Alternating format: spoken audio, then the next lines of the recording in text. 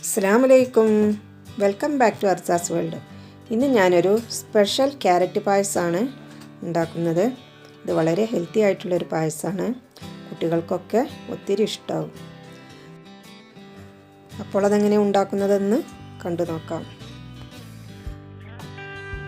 അതിനാവശ്യമായിട്ടുള്ള സാധനങ്ങൾ ഞാനിവിടെ ഒരു 6 ക്യാരറ്റ് ഗ്രേറ്റ് ചെയ്തെടുത്തിട്ടുണ്ട്. ക്യാരറ്റ് ചെറിയ കഷ്ണങ്ങളാക്കി മിക്സിയിലിട്ട് ഒന്ന് അടിച്ചെടുത്താലും മതി. അപ്പോൾ ഇതുപോലെ കിട്ടും. ഞാനിവിടെ ഇതിന്മേൽ വെച്ചിട്ടാണ് ഗ്രേറ്റ് ചെയ്തെടുത്തിട്ടുള്ളത്. ഈ ചെറുതിലല്ല, ഈ കാണുന്ന ഈ വലുതിൽ വെച്ചിട്ടാണ് ചെയ്തെടുത്തിട്ടുള്ളത്. പിന്നെ വേണ്ടത് ഒരു 10 അണ്ടിപ്പരിപ്പും 5 ബദാമും വെള്ളത്തിലിട്ട് അരമണിക്കൂർ നേരം കുതിർത്തെടുക്കണം. ഇത് രണ്ടും ഉണ്ടെങ്കിൽ ഇത് ചേർത്തിട്ട് തന്നെ പായസം ഉണ്ടാക്കാം കേട്ടോ, ഇല്ലെങ്കിലും കുഴപ്പമൊന്നുമില്ല. ഇത് അരച്ച് പായസത്തിലേക്ക് ചേർത്ത് കൊടുക്കുകയാണ് ചെയ്യുന്നത്. അപ്പോൾ പായസത്തിന് കുറച്ചുകൂടെ ടേസ്റ്റ് കൂടും. ഇനി ഇതിലേക്ക് ഒരു ഗ്ലാസ് വെള്ളം ഒഴിച്ച് 3 വിസിൽ വരുന്നത് വരെ വേവിച്ചെടുക്കണം. 3 വിസിൽ വന്നതിന് ശേഷം ഫ്ലെയിം ഓഫ് ചെയ്ത് അതിലുള്ള പ്രഷർ മൊത്തം കളയണം. അതിനുശേഷം തുറന്ന് നോക്കാം. വെള്ളം ഇത്രയും മതി. ഇതൊന്ന് വേവിച്ചെടുക്കാം. ക്യാരറ്റ് വേവിച്ചെടുത്തിട്ടുണ്ട്. വേണമെങ്കിൽ ഈ ക്യാരറ്റ് മുഴുവനായിട്ടും അരച്ചെടുത്ത് പായസം ഉണ്ടാക്കാം. ഏത് രീതിയിൽ ഉണ്ടാക്കിയാലും ക്യാരറ്റ് പായസം നല്ല ടേസ്റ്റുള്ളൊരു പായസമാണ്. ഇങ്ങനെ ഗ്രേറ്റ് ചെയ്തെടുത്ത് ഉണ്ടാക്കിയാൽ പായസം കുടിക്കുമ്പോൾ ചെറുതായിട്ട് കടിക്കാനുണ്ടാവും. ഇതിൽ നിന്ന് 1 കപ്പ് ക്യാരറ്റ് ഞാൻ മാറ്റി വെക്കുന്നുണ്ട്. അണ്ടിപ്പരിപ്പും ബദാമും അരക്കുമ്പോൾ അതിൻ്റെ കൂടെ ഇട്ടിട്ട് അരച്ചെടുക്കാൻ വേണ്ടിയിട്ടാണ്. അങ്ങനെ അരച്ചെടുത്താൽ പായസം കുറച്ച് തിക്കായിട്ട് വന്നോളും. പിന്നെ ഈ പായസം അധികം തിക്കായിട്ട് വരുന്നൊരു പായസമല്ല. അങ്ങനെ വേണമെന്നുണ്ടെങ്കിൽ കുറച്ച് അധികം എടുത്തിട്ട് അരച്ചെടുത്താൽ മതി. ഞാനിവിടെ അധികം തിക്കാക്കി എടുക്കണില്ല. ഇത് തിക്കാക്കി എടുക്കാതെയാണ് കൂടുതൽ ടേസ്റ്റ്.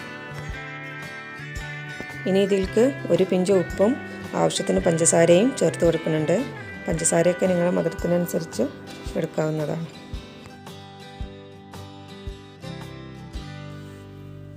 ഒരു 10 മിനിറ്റ് നേരമെങ്കിലും ഇത് തിളപ്പിച്ചെടുക്കണം. അപ്പോഴേക്കും ഇത് ചെറുതായിട്ടൊന്ന് തിക്കായിട്ട് വരും.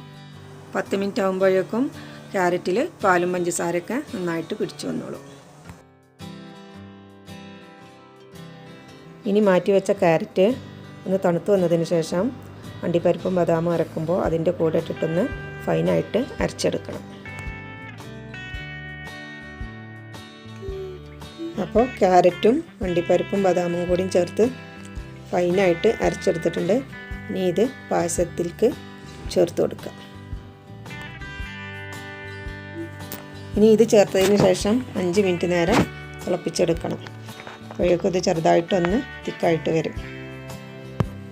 ഇത് വളരെ ഹെൽത്തി ആയിട്ടുള്ളൊരു പായസമായതിനാൽ കുട്ടികൾക്കൊക്കെ ഒന്ന് ഉണ്ടാക്കി കൊടുത്തു നോക്കണം. ക്യാരറ്റ് ആയതുകൊണ്ട് തന്നെ അവർക്കൊക്കെ ഒത്തിരി ഇഷ്ടമാകും ചെയ്യും. പിന്നെ ഇത് ചൂടോടെ കുടിക്കുന്നതിലും ടേസ്റ്റ്. ഇതൊന്ന് തണുത്ത് വന്നതിന് ശേഷം ഫ്രിഡ്ജിൽ വെച്ച് ഒന്ന് തണുപ്പിച്ചെടുത്ത് കുടിക്കുന്നതാണ്. അപ്പോൾ ഇത് ആയി വന്നിട്ടുണ്ട്. ഇനി ഇതിലേക്ക് ഒരു 1/2 ടീസ്പൂണ് ഏലക്കാപ്പൊടി ചേർത്ത് കൊടുക്കുന്നുണ്ട്.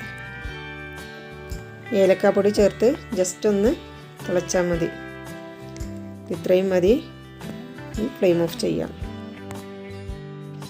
ഇനി ഇതിലേക്ക് അണ്ടിപ്പരിപ്പും മുന്തിരിയും വറുത്ത് ഇട്ട് കൊടുക്കാം. ഒരു പാനിലേക്ക് 2 ടീസ്പൂൺ നെയ്യ് ഒഴിച്ച് അണ്ടിപ്പരിപ്പ് ഇട്ട് കൊടുക്കുക. അതൊന്ന് വറന്ന് വരുമ്പോൾ മുന്തിരി ഇട്ടിട്ട് വറുത്ത് പോരാം.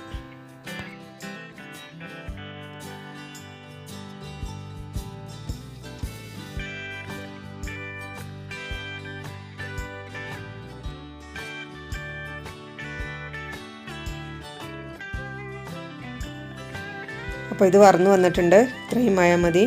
ഇനി പായസത്തിലേക്ക് ഒഴിച്ചു കൊടുക്കുക. അണ്ടിപ്പരിപ്പും മുന്തിരിയും ചേർത്ത് കൊടുത്ത ഉടനെ തന്നെ പായസം കയ്യിലിട്ടിളക്കരുത്. ഒരു 5 മിനിറ്റ് നേരമെങ്കിലും മൂടി വെക്കണം. അതിനുശേഷം തുറന്ന് ഇളക്കി കൊടുക്കുക. ക്യാരറ്റ് പായസം റെഡി ആയിട്ടുണ്ട്. ഇതിനി തണുത്തെന്ന് എഴുതിയിട്ട് അധികം തിക്കായിട്ടൊന്നും വരില്ല. എല്ലാം തിക്കാക്കണം എന്നുണ്ടെങ്കിൽ ആ ക്യാരറ്റ് അരക്കുമ്പോൾ കുറച്ച് കൂടുതലെടുത്തിട്ട് അരച്ചെടുക്കുക.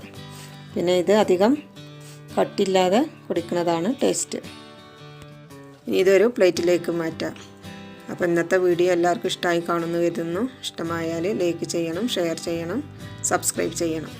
അപ്പോൾ ഒരു ബെല്ലൈക്കൺ കാണും, അതുകൂടെ ഒന്ന് ക്ലിക്ക് ചെയ്യുക. ഒരു 3 ഓപ്ഷൻ വരും, അതിൽ ഓൾ എന്നുള്ള ഓപ്ഷനും കൂടെ ക്ലിക്ക് ചെയ്യുക. അപ്പോൾ ഞാനിടുന്ന വീഡിയോസ് നിങ്ങൾക്ക് നോട്ടിഫിക്കേഷനായി അന്ന് തന്നെ കിട്ടുന്നതായിരിക്കും. Thanks for watching.